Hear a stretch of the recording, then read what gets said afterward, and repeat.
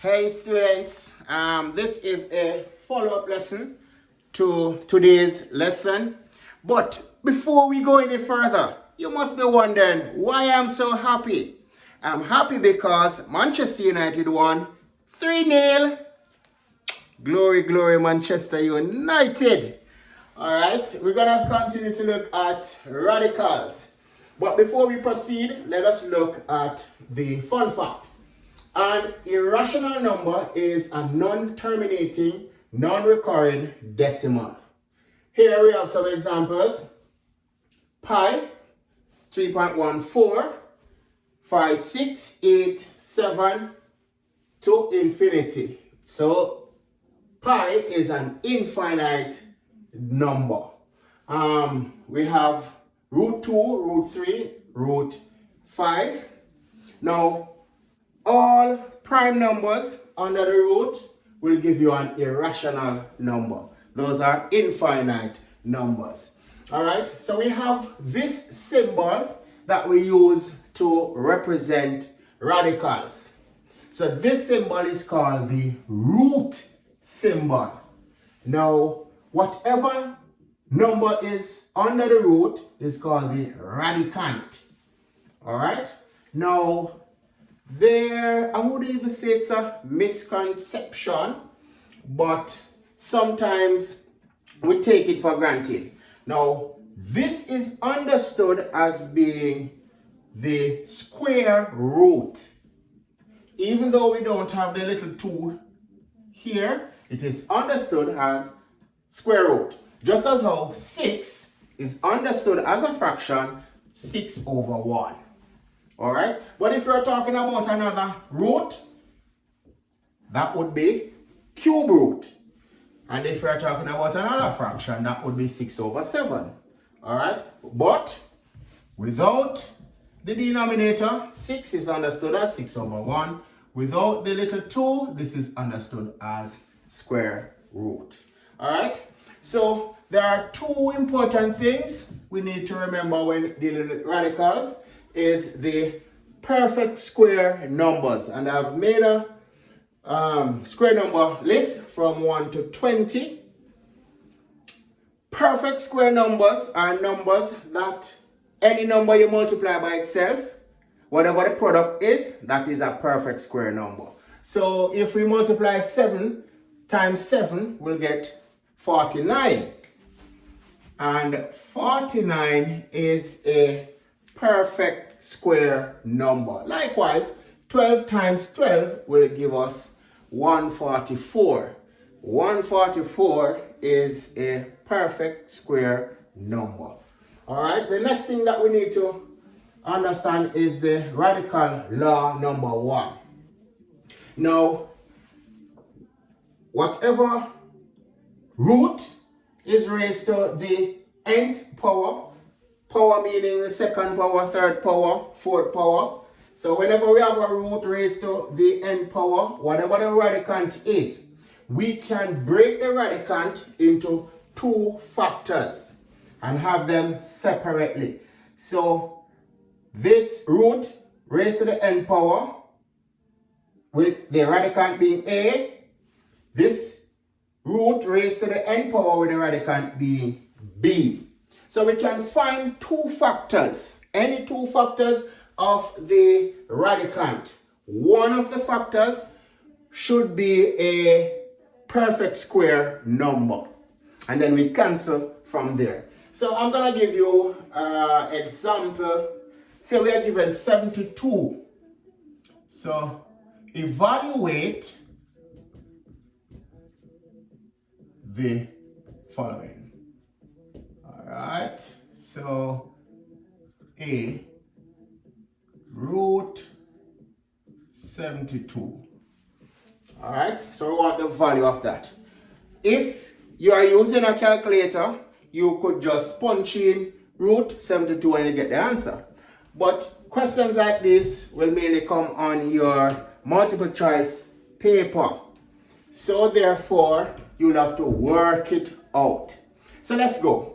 We're going to find 2 factors of 72.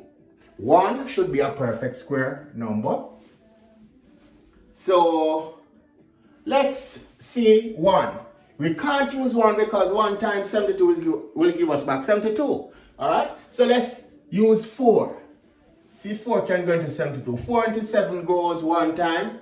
3 remainder. 4 into 32 goes 8 times. So that's 18. So therefore, 18 into 72 goes 4 times. So we could use those two factors. But look at this. Can 9 go into 72? Yes. 9 times 8 will give us 72. Now guys, remember, whenever you are evaluating, use the highest square number. If you use the smallest one, it will take you longer to complete. And you know, in exam, we work against time. So let's use 9. However, if you use 9, you get the same answer as if you use 4. So let us use 9. So this will equal, let me change my color here.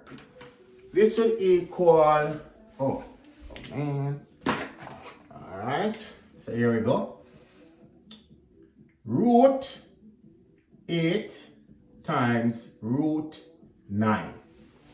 Alright, here, similar to radical law number 1. Alright, so we cancel. This can be broken down a little bit more. So root 2 times 4. So we find 2 more factors of 8. One with a square number, which is 4. Square root of 9 is 3. So that can cancel. That goes. So we have 3 equal 3. We rewrite that times root 4 root 2. Let me write this a little cleaner. So equal root 2 times root 4 times 3. Alright? This cannot be broken down any further. So this remains. That stays. So root 2 times square root of 4 is 2 times 3. So therefore, we'll have 2 times 3, so root 2 times 6.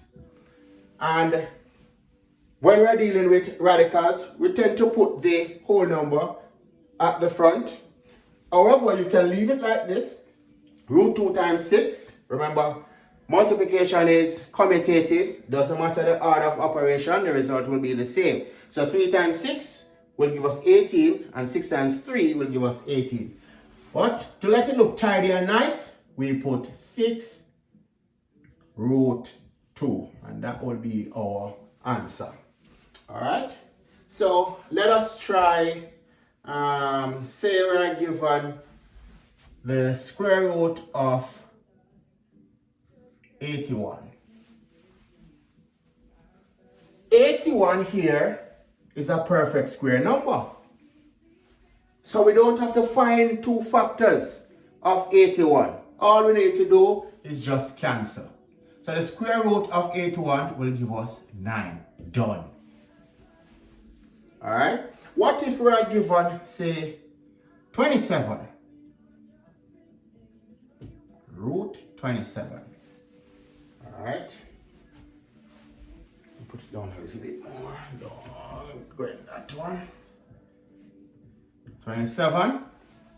Now, according to our law, we're gonna separate it. So we find 2 factors. One must be a perfect square number. So we look up here. Can 1 go into, we X out 1. Can 4 go into 27 without leaving a remainder? No. Can 9? Yes. Yeah, 3 9s, 27. So we're gonna break it up into root 3 times root 9. Alright? Equal. Can this go any further? No, so it stays. Square root of 9 is 3. And again, we write the whole number in front. So 3 root 3. That's it. Alright? So the key to solving these, guys, just find two factors of whatever radicand we have, and one of the factor must be a perfect square. Alright, so in another video I'll show you how we handle more complex radicals. Alright, these are pretty simple. Alright, so in the next lesson, guys,